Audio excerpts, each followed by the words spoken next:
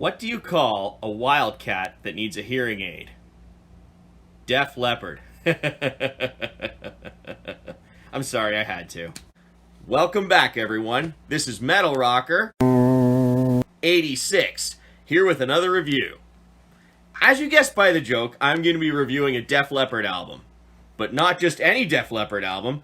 This one will make you want to light a fire. That's right. Today, I will be reviewing Pyromania. Def Leppard started out in 1977 in Sheffield, UK, and they have 5 genres: hard rock, heavy metal, arena rock, pop rock, and glam metal. They have released 11 albums to this day, and Pyromania is one of them. On to the album. Pyromania is Def Leppard's 3rd studio album, and it was released on January 20th, 1983. While recording this album, Pete Willis was having troubles with drinking and it affected his guitar playing, so he was eventually fired and replaced with Phil Collen, who made his debut with this album. This was also the last album they released before drummer Rick Allen lost his arm in a car accident. This album has ranked 2nd on Billboard 200, 4th on the Canadian RPM chart, and 18th on the UK Albums chart. Pyromania has 10 songs and altogether is approximately 45 minutes long. On lead vocals is Joe Elliott. On guitar, we have Steve Clark and Phil Collen. On bass is Rick Savage. On drums is Rick Allen. And before being dismissed, on rhythm guitar is Pete Willis. Now on to the songs. It starts off with my favorite song on the album, Rock Rock Till Ya Drop.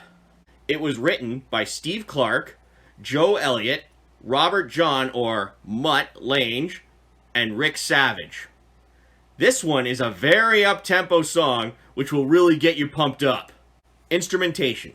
The main focus is on the guitars with the awesome riffs used in the verses and chorus, and the pre-chorus riff is one of my favorite riffs of all time. You can also hear the drums a little in this one too. The theme of this song is the lifestyle of a rock star who lives with no rules. This is a killer track to start the album with. Up next is the song that everyone knows them for, Photograph, and it was also released as a single. It was written by Steve Clark, Joe Elliott, Mutt Lange, Rick Savage, and Pete Willis. Instrumentation.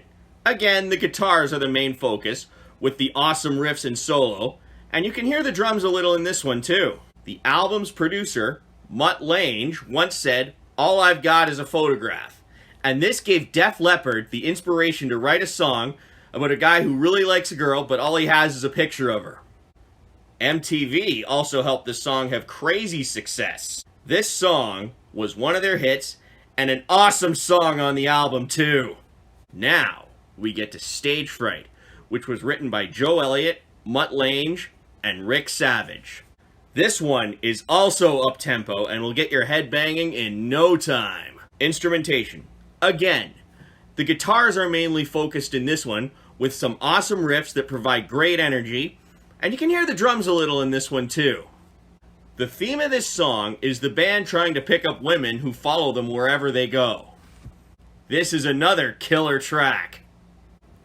Up next is Too Late for Love, and it was also released as a single and written by Steve Clark, Joe Elliott, Mutt Lange, Rick Savage, and Pete Willis. The tempo slows down here a little. Instrumentation. The focus here again is on the guitars, and when you get to the second verse and things get harder, the drums come in. My interpretation of this song is it's about a woman who wants the love from a man, but none of them are interested in her. This song could also have been a big hit in the US, but unfortunately the 3 other singles on this album overshadowed it. They also had to go on a world tour and had no time to promote this song, so it went right to the radio. This was another awesome song on the album. Now, we get to Die Hard, the Hunter. It was written by Steve Clark, Joe Elliott, Mutt Lange, and Rick Savage. The tempo starts off very slow for the first minute and 20, but then things speed up and your head will be banging in no time. Instrumentation. For the first part of the song, the guitars really set the dark mood, and when things speed up, the drums come in, but the guitars are still the main focus with the awesome riffs. The song is about a veteran of the Vietnam War. When he comes home, the war may be over, but he can't stop fighting. This is a very underrated song on the album. Up next is Foolin', which was also released as a single. It was written by Steve Clark, Joe Elliott, and Mutt Lange. The tempo for the verse is a little slower, but things get a lot harder and more up-tempo in the chorus. Instrumentation. In the verses, the main focus is the acoustic guitar, and then in the chorus, the electric guitar comes in, and both set the mood for this song. You can hear the drums a little too, but the guitars are still the main focus. But one thing I need to mention, the guitar solo in this one is phenomenal. The theme of this song is paranoia to the point of insanity, and in the end, he tries to get his sanity back. This is another awesome song on the album. Up next is Rock of Ages, which was also released as a single. It was written by Steve Clark, Joe Elliott, and Mutt Lange. The tempo is moderately fast-paced. Instrumentation. For the intro and verses, at the start it focuses on the drums and cowbell, but at the end, the guitars come in. In the chorus, however, the main focus is on the guitars. The theme of this song, I would say, is about wanting to rock out as long as you can.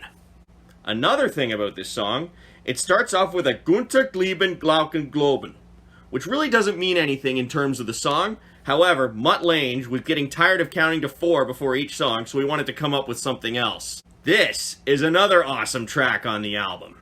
Now is Comin' Under Fire, which was written by Steve Clark, Joe Elliott, Mutt Lange, and Pete Willis. This one is also moderately fast-paced. Instrumentation. Again, the guitars are focused in this one too, and they are really aggressive. But you can hear the drums a little too. This song had potential to be a killer track with the awesome riffs and chorus. However, it was overshadowed by the earlier songs on the album. The song is about a guy who wants a girl to give him a chance to love him, but she plays hard to get and it ends up driving him crazy. This was an okay song on the album. Now we get to Action, Not Words, which was written by Steve Clark, Joe Elliott, and Mutt Lange. Things speed up in this one again. Instrumentation. Once again, the focus is on the guitars, and you can hear the drums too. I did like the riffs in this song, but it just didn't feel like a Def Leppard song as it wasn't giving off the same energy it did in the others. In my honest opinion, I felt like this song was out of place on the album, and it felt like Def Leppard was trying to be someone they aren't. The song is about a guy who wants to make a video of him making out with his girlfriend. This was the weakest song on the album. And now we get to the final song, Billy's Got a Gun. It was written by Steve Clark, Joe Elliott, Mutt Lange, and Pete Willis. The tempo slows down here a little. Instrumentation. Like all the others, the guitars were the main focus in this one. I really liked the riffs in this one. The only thing I didn't like in the instrumentation was the ending where they had those weird sound effects. This song is about a guy who's had many misfortunes and he now holds a gun and is ready to shoot it on someone. This was a really good song on the album, minus the ending. So what did I like about this album?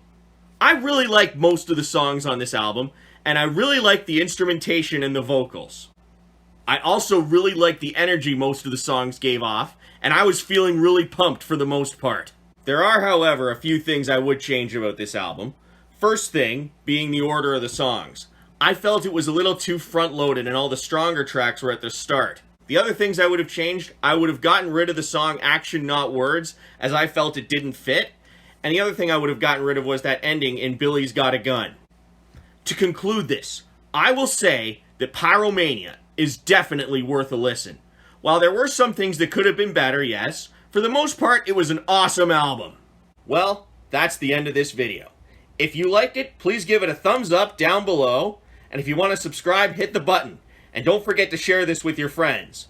Until next time, rock on!